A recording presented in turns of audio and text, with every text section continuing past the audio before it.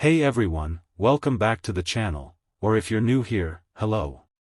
I'm so glad you've joined us today for another heart-touching story that will remind you why kindness and compassion can change lives forever. Before we dive in, if you love emotional, inspiring tales like this one, hit that like button right now, subscribe, and turn on notifications so you never miss a video. Let's get into it. It was a rainy afternoon in the bustling heart of the city. The kind of rain that soaks through your clothes in seconds and makes everyone rush past each other without a second glance. In a small, cozy cafe tucked away on a busy street, Alexander Harrington sat alone at a corner table. He was the CEO of one of the largest tech companies in the world, a man whose face graced magazine covers, whose decisions moved markets, and whose life, from the outside, seemed perfect. But inside, Alexander was exhausted. Another long day of meetings, deals, and endless pressure had left him craving just a moment of quiet. He sipped his black coffee, staring out the window at the blurred world outside, lost in thought. The cafe was crowded, every table filled with people chatting, working on laptops, or hiding from the downpour. That's when she appeared at the edge of his vision, a young woman, no older than 25, standing hesitantly near the entrance. She wore a simple raincoat, her dark hair damp and clinging to her face. But what caught Alexander's eye immediately was the way she moved, carefully, with the aid of crutches, balancing on one leg. Her right leg ended just above where the knee should have been, hidden beneath her jeans, fitted with a basic prosthetic that she seemed to struggle with in the wet weather. Her name was Mia Reynolds. Mia had lost her leg in a car accident 5 years earlier, when she was just 20. The drunk driver who hit her walked away with minor injuries, but Mia's life changed forever. Surgeries, rehabilitation, endless pain, and the crushing weight of medical bills had derailed her dreams. She had been on her way to becoming a graphic designer, full of passion and talent, but the accident stole her confidence along with her mobility. Now, she worked odd jobs, lived in a tiny apartment, and fought every day against the stares, the pity, and the invisible barriers the world put in front of people like her. That day, Mia had been out job hunting again. Another interview that ended with polite smiles and no callback. The rain had started as she left, and her prosthetic, old and worn out, made walking in the slick streets agonizing. Her leg ached from the cold, her crutches slipped on the pavement, and she was soaked to the bone. She just needed a place to rest, to warm up, to catch her breath before facing the long bus ride home. Spotting the cafe, she pushed open the door, hoping for an empty seat. But there were none. People glanced up briefly, then back to their phones or conversations. Mia scanned the room, her cheeks flushing with embarrassment. She hated asking for anything, hated feeling like a burden. But her arms trembled from supporting her weight, and she couldn't stand much longer. That's when she noticed the man in the corner, well-dressed, alone at a table for two, with an empty chair across from him. Gathering every ounce of courage, Mia approached slowly, her crutches clicking softly on the tiled floor.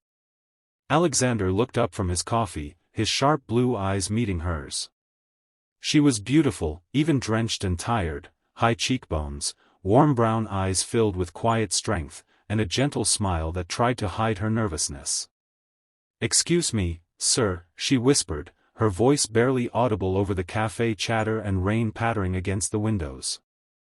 "Can I sit here just for a minute? I promise I won't bother you. My leg, it's hurting a lot in this weather, and there are no other seats. Just a minute to rest, please." Alexander paused, his coffee cup halfway to his lips. In his world of boardrooms and power plays, people rarely approached him so vulnerably. Most wanted something: favors, investments, connections.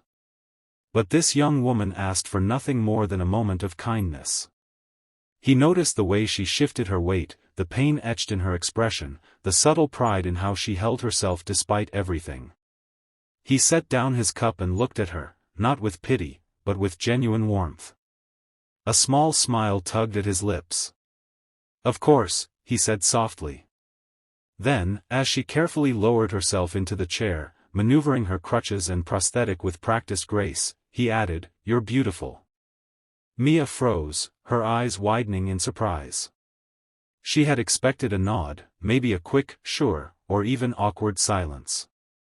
But those words, "You're beautiful," hung in the air like a lifeline. No one had said that to her in years, not sincerely. After the accident, mirrors became enemies. Dates dried up. Friends drifted.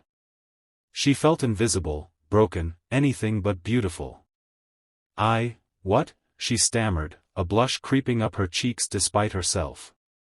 Alexander leaned back slightly, his voice gentle but firm. "I mean it.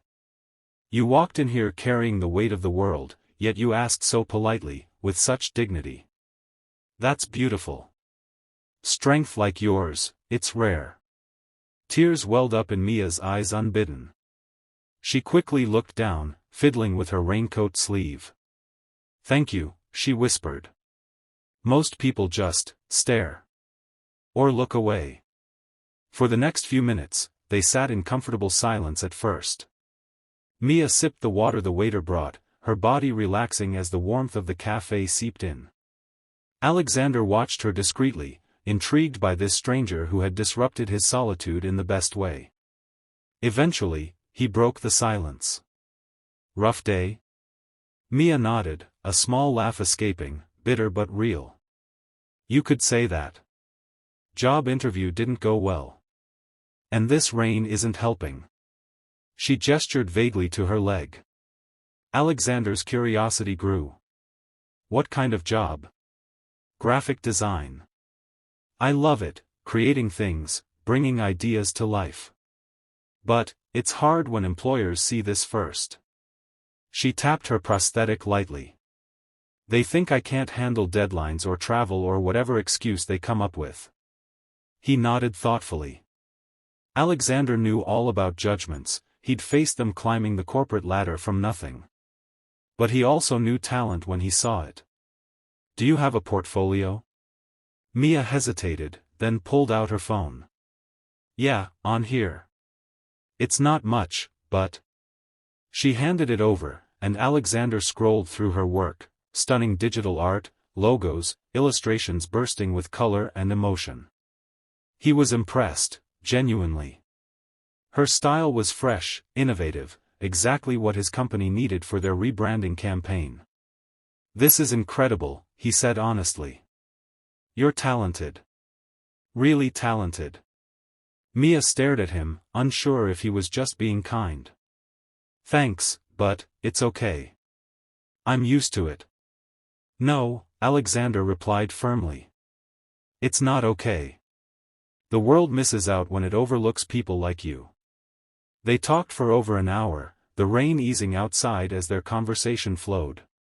Mia opened up about the accident, how it happened on her way home from college, how she woke up in the hospital missing part of herself, how her dreams shattered overnight.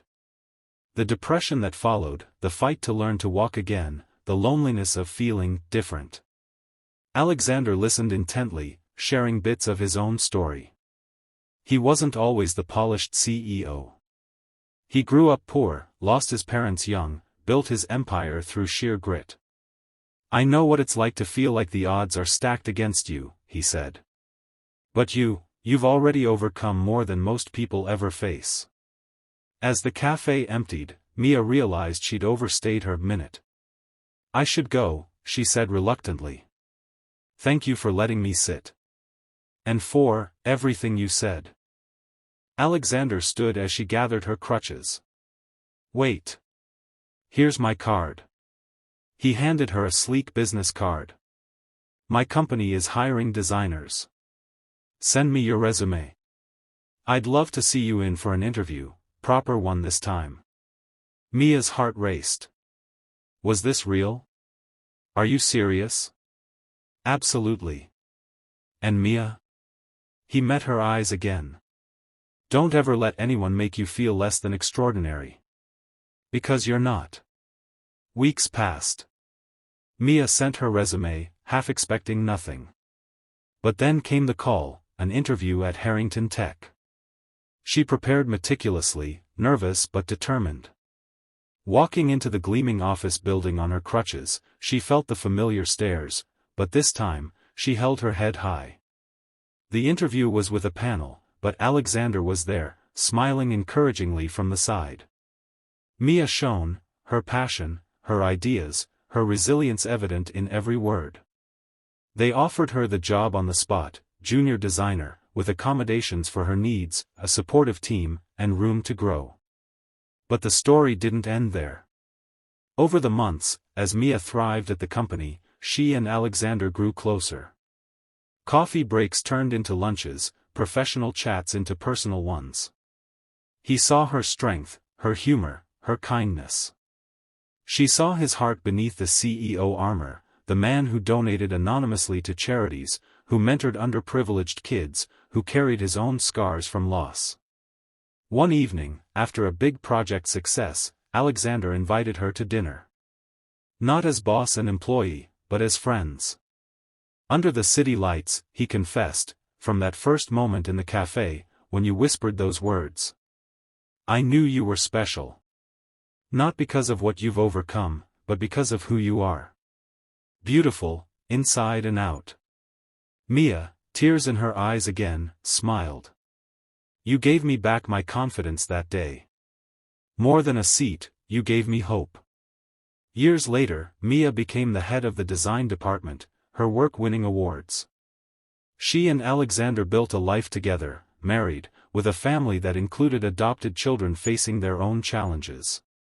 Mia started a foundation for amputees, providing better prosthetics and job training, inspired by her own journey.